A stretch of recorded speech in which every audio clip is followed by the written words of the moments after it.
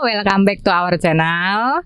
Jadi sesi ini spesial karena di sesi ini kita akan sharing tentang cara kita membangun YouTube dari nol ya. Kalau teman-teman lihat, mungkin subscriber kita belum banyak nih. Terus ya jumlah view juga belum banyak, video juga belum banyak. Tapi menurut aku justru ini kesempatan teman-teman biar lebih bisa ngeliat gitu susahnya ngebangun channel tuh gimana. Jadi kalau misalkan ada YouTuber yang emang dia udah sharing, yang udah banyak kan dia udah kaya ya. Jadi gak kerasa lah. Jadi kalau teman-teman lihat sesi ini gitu, teman-teman lihat kita justru teman-teman akan ngelihat susah-susahnya lah gitu. Jadi aku di sini ditemani oleh laptop dan ditemani oleh Tika ya untuk di sesi ini. Nah, sebenarnya sesi ini dibuat untuk kenang-kenangan kita berdua aja ya Tik ya? Ya, kenang-kenangan. Jadi kalau kata lagunya siapa tuh Kak? Sepanjang jalan kenangan. Nah, kita juga pasti punya tuh yang namanya kenang-kenangan ya kan.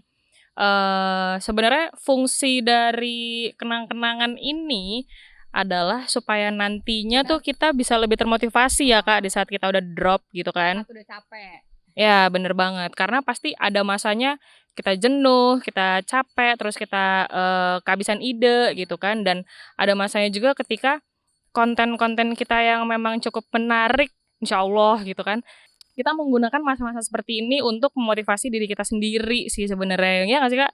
Jadi Gitu. Jadi emang ini kita buat juga untuk kita sendiri ya, untuk ya ngeliat ke belakang lah. Sebenarnya kita mulai channel ini tuh tujuannya buat apa? Jadi biar kitanya tuh up lagi gitu. Karena nanti pasti membangun channel ini sulit gitu teman-teman. Aku mau cerita awal kenapa channel ini dibuat. Jadi sebenarnya aku sama Tika ini ketemunya bukan tiba-tiba kita buat YouTube channel yuk gitu, enggak. Ini kita ketemunya, kita berdua saling nggak kenal ya. Terus saat itu kita ada di grup internet marketing. Jadi aku internet marketer dari tahun 2008. Jebot senior. Terus Tika ini baru newbie. Terus udah gitu kebetulan aku jualan kelas online. Nah Tika tuh tertarik gitu, akhirnya aku ngajarin dia. Waktu itu Tika jualan sesuatu, dia aku ajarin. Nah lalu Tika ini ngeliat profil IG aku. Nah kan aku kan emang jalanin Oriflame. Terus Tika masuk, kita ngobrol-ngobrol. Aku nggak pernah tahu kalau Tika ini bisa buat video. Padahal aku emang udah pengen bikin konten video dari lama banget ya. Dari 2 tahun lalu, 3 tahun lalu tuh udah. Cuman karena emang udah tua, umur 38 tuh jadi senior. Oh iya benar-benar. Karena aku udah senior.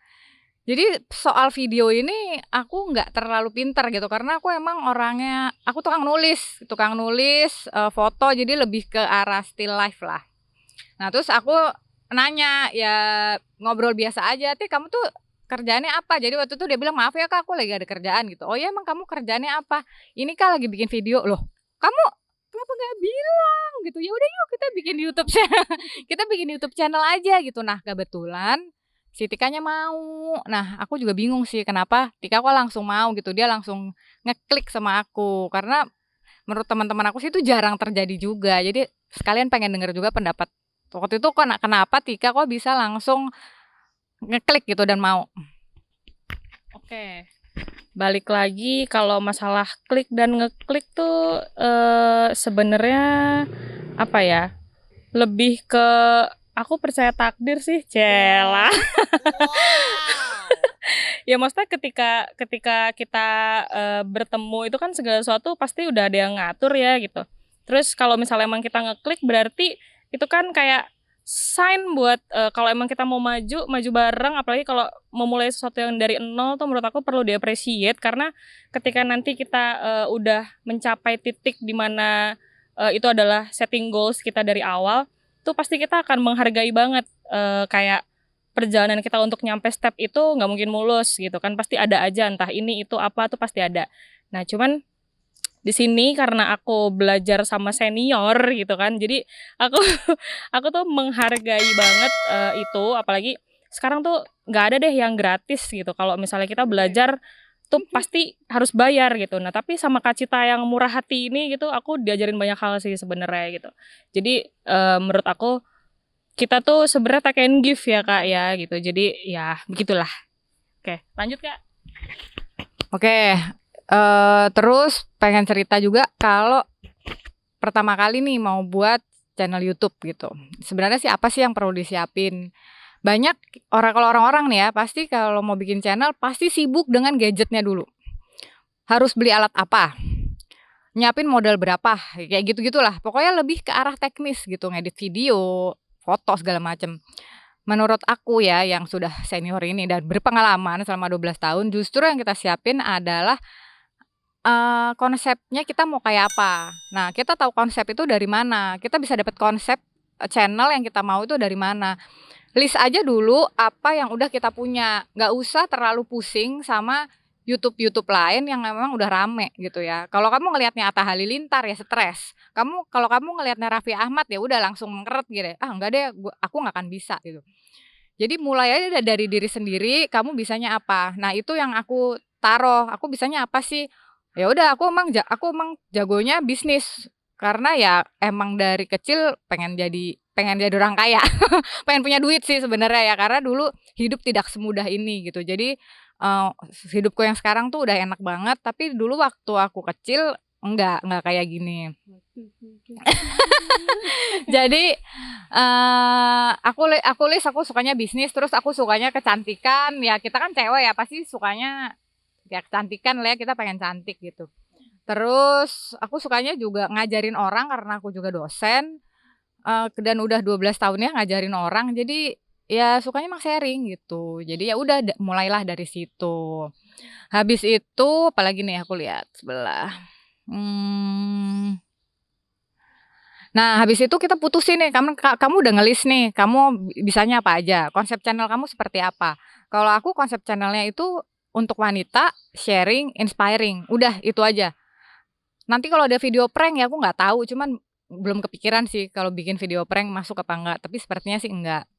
Nah, sesudah kamu list semua itu, kamu putusin deh video apa yang kamu mau pertama kali buat. Pilih yang paling gampang, yang ada di depan mata kamu. Saat itu kita punya produk Oriflame Optimal Hydra Matte. Jadi sebenarnya aku nyambung sama Tika karena Tika ini kulitnya kombinasi dan dia cocok gitu. Dia cocok sama kayak roti kombinasi. Dan dia cocok sama produk yang aku saranin ke dia gitu. Ya udah kita mulai aja dari situ, syuting produk itu. Habis itu ya udah nggak usah maju mundur, udah go aja. Mau jelek kek, mau nggak siap kek, udah siap nggak siap rekaman. Nanti dari rekaman yang itu kamu akan dapet pengalaman-pengalaman buat kedepannya. Nah, di video pertama yang kamu buat pasti akan ada kesalahan, pasti akan ada kekurangan dan itu wajar, kamu terusin aja. Nggak usah jadi ya salah, susah, terus kamu down, nggak usah. Terus aja memang seperti itu. Ya, nah, malah jadi nggak jadi-jadi ya. iya, nah jadi kesalahan-kesalahan apa, bukan kesalahan ya. Kekurangan apa yang akan kita tingkatkan di kemudian hari nih waktu kita take di minggu pertama. Oke. Jadi karena waktu itu aku kan selama ini kenal Kak Cita masih dari virtual ya gitu. Online gitu karena kan emang pandemi juga kan Kak gitu. Terus kita baru sempat ketemu tuh belakangan-belakangan pas kita udah mutusin kita mau bikin channel ini gitu. Nah, terus pas aku mau shoot di hari pertama itu salahnya aku nggak cek dulu lokasinya kayak apa, terus begitu kayak Karena si Kimi sakit. karena ada kucing aku tuh sakit gitu. Terus akhirnya gitu kan, pas aku datang nyampe kita udah mau shoot, terus aku kayak kaget, wow ternyata ini kasurnya gede banget Kak, terus kayak nggak bisa dikeluarin gitu, terus kayak yang lampu aku taruh di mana, terus kameraku gimana, jadi aku kayak keder sendiri gitu. Pokoknya intinya selama kita mau bikin sesuatu, jangan selalu terpaku sama hal yang kayaknya nggak mungkin gitu. Yang penting jalan aja dulu. Ketika itu jadi bener kata Kak Cita tadi, apa yang bisa kita perbaikin, apa yang bisa kita kondisikan, ya udah nanti kita akan mengevaluasi diri sendiri tuh di situ. Jadi yang perlu ditingkatin apa, kayak gimana, terus solusinya apa. Jadi jangan terpaku kayak aduh takut salah, aduh takut jelek, takut ini, takut itu. Yang akhirnya malah nggak jadi kalau kayak gitu. Ya nggak Kak? Gitu. Oke, nambahin. Jadi karena si Kiwi sakit ya, jadi kan mendadak tuh ya. Aku sih nggak ada masalah karena aku juga orangnya juga udah pengalaman dan aku pasti tahu rekaman pertama pasti banyak evaluasi lah. Nah yang kedua dan ketiga nih, jadi kita kan harus rekaman di ruang tamu ya. Nah rumahku tuh kecil banget, kecil banget. Jadi kalau ada orang cuci piring, cuci baju itu kedengeran. Dan ternyata itu mengganggu banget, noise banget. Terus orang lalu lalang kan, mbakku dateng, mbakku kan pulang hari, dia emang datangnya di hari itu. Terus anakku ngeliat yang bayi, jadi oh my god, ini ternyata butuh konsentrasi tinggi gitu kan, karena aku ngiranya di kamar. Nah saat aku tahu ini harus konsentrasi tinggi, konsentrasiku udah buyar tuh langsung kayak nyetan. Terus begitu perekaman tuh kayak dan teleprompternya, jadi aku pesan teleprompter nih biar bisa baca gitu ya ceritanya, karena ini kan produk. Ternyata teleprompternya nggak jalan. Nggak jalan teleprompternya, jadi aku harus menghafal yang aku sudah tidak bisa menghafal. Jadi ya udahlah ya, akhirnya kita voice over aja. Untungnya Tika orangnya fleksibel, jadi dia bukan tipe orang yang begitu stuck dia diem gitu ya. Tika tahu bahwa akan ada perubahan-perubahan di sana sini dan itu nggak ngebuat mentalnya down gitu. Untungnya sih kita sama di bagian itu ya. Sesudah itu nih ternyata butuh yang namanya nih clip on. Jadi waktu awal nggak sedia clip on karena ngiranya tempatnya sepi. Karena kita ngiranya di kamar. Jadi ya sudahlah ya, ini pas minggu kedua aku baru beli clip on. Jadi kalau mau mulai beli clip on, nanti di video besok aku akan list alat apa sih yang perlu kalian punya gitu ya. Nah untuk evaluasi dari yang minggu pertama itu, aku targetnya buat video tuh upload seminggu 3 kali 10 menit aja, nggak usah kepanjangan. Kalau emang kepanjang ya udah bagus, tapi aku targetnya 10 menit aja. Satu, lebih konsepnya lebih jelas. Terus kalau misalnya pun ada footage yang emang kurang, aku bisa tarik dari stok aku yang lama. Ya sebenarnya as simple as that sih. Apalagi ya Kak, kita mau bahas apa lagi sih? Udah ya? Oh udah. Kita sudahi saja. Nah ada abang apaan tuh? Abang. Kita mau jajan nggak? Bang? Iya. Nih Kak, silakan ditutup dulu. Oke, kita sudahi sesi ini. Untuk konsep selanjutnya, sesi kita selanjutnya, kita mau ngelis modal apa yang kalian harus punya, siapin apa aja. Jadi jangan lupa klik subscribe ya untuk dukung channel kita. Dan sampai jumpa di video berikutnya. Bye.